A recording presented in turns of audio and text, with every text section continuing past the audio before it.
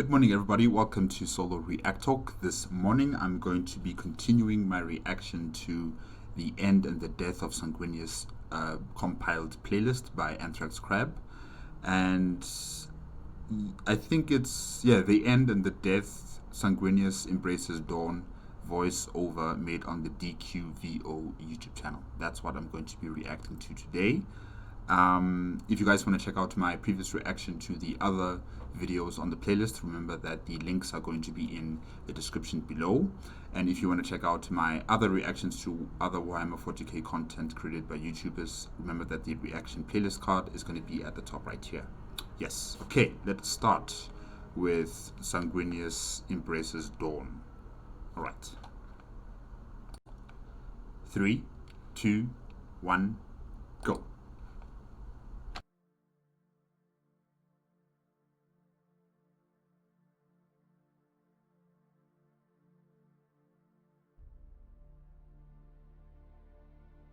Brother, Sanguinius whispers, and aside. Look. Dorn and Sanguinius step through the silver door together, blades drawn and centered to their brows in respect and fealty. They enter the eerie, infinite glare of the throne room. Dorn is flanked by senior Huskarls, and the Angel by solemn sanguinary guards. The golden sentinels at either side of the great door respectfully drop their chins as one. So they're going to be visiting the Emperor. The growing crowd of worthies parts in deference at the sight of the Primarchs to make a path. Dorn sees what has drawn his beloved brother's attention. The high company of the Imperial Armory has entered ahead of them, and their procession is beginning its slow, dignified advance along the 6 kilometers of the nave. 6 kilometers? How big is the throne room? That's huge. You could fit ships in there. An entire army in there. 6 kilometers. Then it is upon us, says Dorn, his voice barely audible. Neither he nor Sanguinius have ever become used to this chamber, no matter the number of times they have come here. I mean, when you consider that this is where the Golden Throne is situated, all of that psionic energy or psyche energy, warp energy I should say, is also concentrated there. The Emperor sits there. Malkador the Sigillite is also there. And, you know, their gene sire has this aura that it influences the Primarchs. So you can imagine how much pressure and, feelings that they are going through as they come closer and closer to the throne. And I think it's on like a step pyramid. So each and every single step, the higher they go, they feel it. They feel the energy coming from the Golden Throne. They feel the energy coming from the Emperor. They feel the energy coming from Malkador. Yeah. Highly concentrated energy in one large throne room. It triggers vertigo, acrophobia, agoraphobia, and kinophobia. Despite the numinous and pervasive light, it inspires a fear of darkness too. It is the only place in creation where such feelings manifest for them. The endless space seems to whisper to them of their mortality, as though every stone and tile and column is intent on reminding them of their insignificance. But that's not what Dorn feels today. His voice and heart are stilled by the sight of his father's weapons, brought through in honor. The gathering crowd around them stirs, both fearful and elated. Dorn glances at Sanguinius. There is joy and sadness in both of them, joy, sadness, and infinite fatigue. Especially for Sanguinius. I mean, he's been fighting against Carbanda, he's been fighting against Angron, he's been fighting, defending the Eternity Gate. You know, he has a lot of scars and stab wounds. He's gone through a lot. Yes, Dorn was also fighting, but I think Sanguinius had the thick of it. So yeah, he's extremely exhausted. This is what they had hoped for, and also what they have dreaded. Is the drawing in of the great armors a sign they have failed in their duties, requiring their father to finish what they could not? Or is it a sign of their success, that they have held the line, beyond all expectation, long enough for this moment to become possible? I think it's the latter. Simply that it is happening is enough. They look to the sentinels. "You are admitted, lords," says one. The brothers sheath their blades. "Are we instructed to approach?" asks Dorn. "At once." Dorn turns, but Sanguinius catches his arm and stops him. For a second, they stand shoulder to shoulder, eye to eye. "You've performed the most extraordinary feat," Sanguinius says unexpectedly. "Please remember that." Dorn is taken aback by the frankness of the comment and the innocent sincerity with which it is expressed. His startled half-smile wavers with imprisoned emotion, a flash of light at the high-slit window of an otherwise impregnable keep. He was never ready to hear such words from Sanguinius. "A mere fraction of your deeds, brother," he replies awkwardly. "You closed the gate. You locked." Sanguinius shakes his head. "I was a warrior, Rogel. Just a warrior. You were the one who mattered." Oh, you guys are so cute. He embraces the Praetorian, the spontaneous impulse of a child. As with his guileless comment, the embrace is unexpected and unself, conscious, a rare display of emotion, especially in such a gathering. For a moment, Dorn freezes. Then he completes the embrace.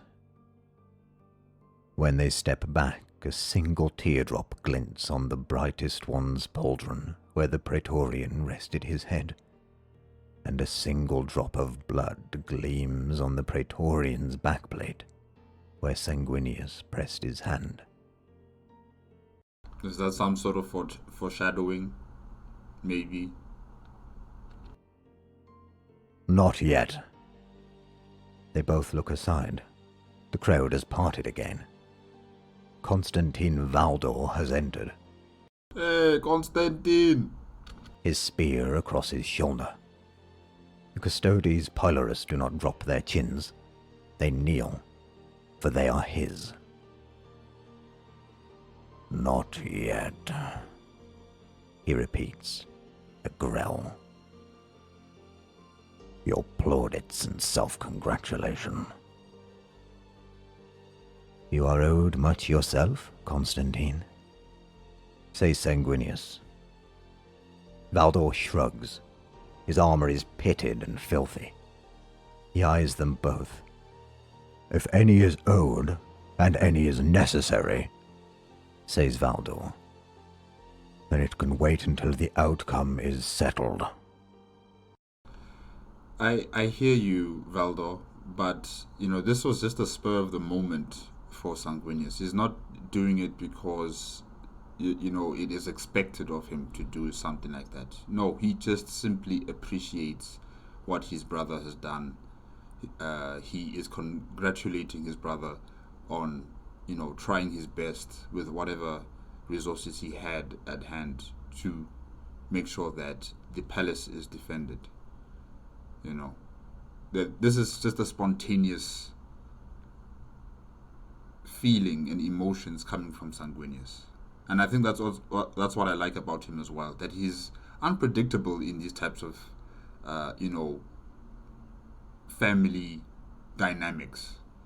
Unlike the other Primarchs where you can clearly see where they're going to take it. They're not really going to be very emotional or attached, or they will be respectful with their other brothers. They will be courteous with their other brothers, but not very warm and charitable compared to Sanguinius. Sanguinius is just a very nice brother to his brothers.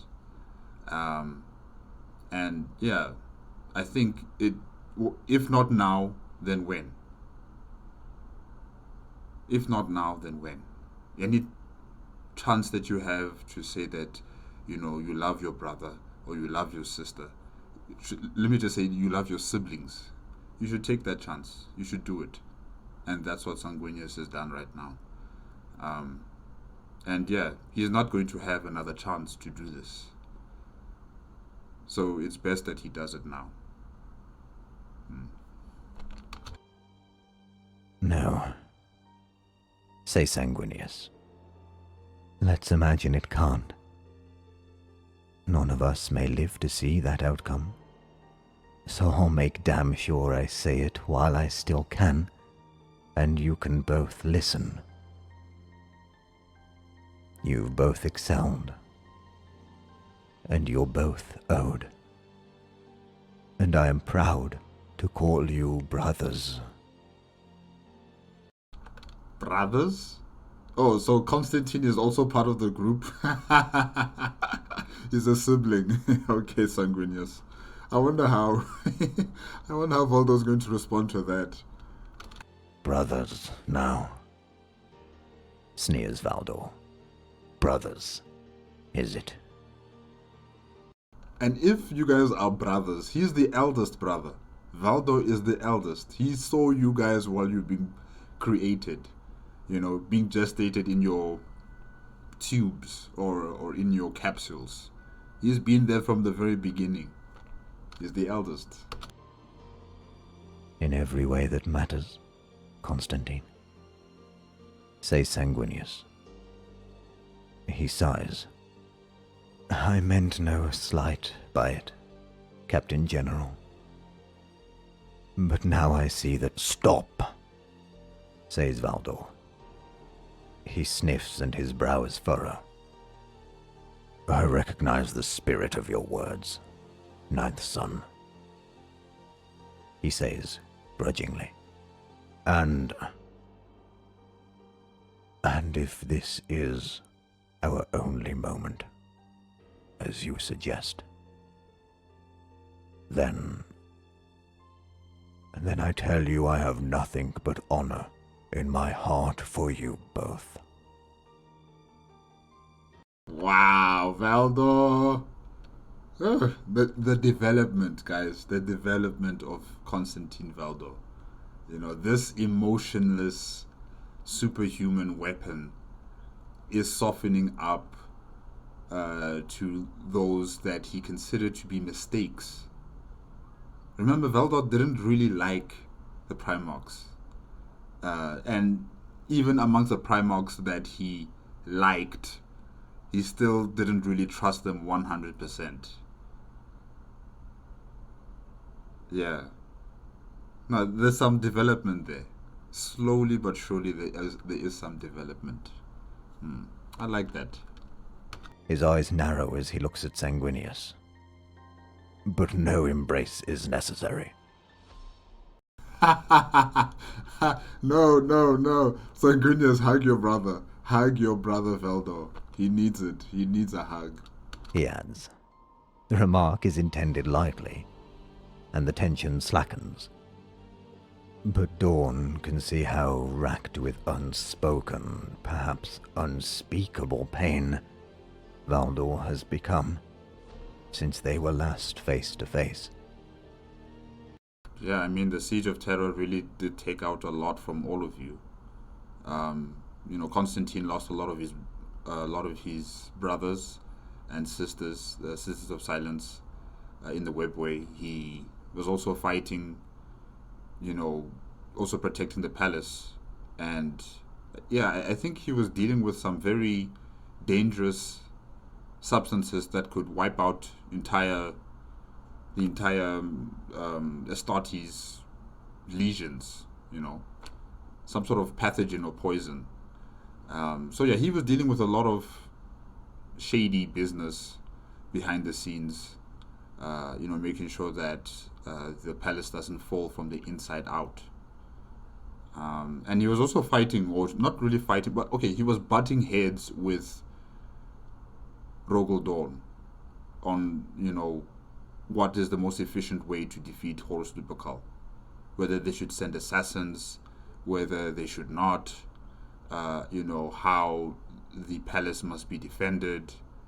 Rogaldon was also arguing with Constantine Valdo about him sending his entire 10,000 custodians, in the Webway and keeping them there fighting against the demons while they should have been back in the Materium world dealing with the defense of the palace. So yeah, there's a lot of situations that Constantine had to go through without the direction of the emperor. Remember that he is a tool, he understands that he's a tool, and he obeys the commands of the emperor. Now, if the emperor is out of commission, he has to think for himself, what must I do in order to protect my lord?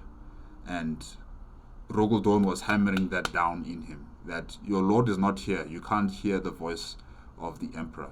What are you going to do as the captain general of the Custodes? What is your responsibility in all of this that's going to come before all of us in terms of the traitor legions, heading directly for the palace?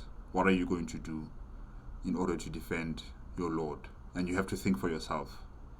And that was a bit difficult for Constantine to do. So yeah, he's been going through a lot, and his character has also developed a lot. And here with Sanguinius, just congratulating and thanking his brothers, and Constantine recognizing that what, Sanguinius has a point. If not now, then when? Because we might not have this chance again. Yeah. As though the Captain General has seen and done too much. It hurts to behold that in a being of such legendary fortitude. Dorn looks away at the receding procession. Shall we fall in behind? He suggests. Yes, says Valdo. You too should. His will is known to me already. I will follow as soon as I have issued my last instructions. He turns aside. Attending him are two giants of the Custodian Order whose plate is so coated with soot it seems almost black. The grim wardens of the dark cells are a rare sight, even in the throne room. With them, Dorn sees, is Caria Catherine, and 7 others of the Silent Sisterhood. They may have been there all along, and their null states only just registered by his senses. Valdor begins to instruct them, his voice low. Sanguinius and Dorn turn and follow the armorers in, side by side. He's going to fight, murmurs Sanguinius as they advance. You mean the Emperor? Yes, definitely. I think he is, Dorn replies. Should we weep or rejoice? Asks Sanguinius. I think it is just cause for both. his brother says.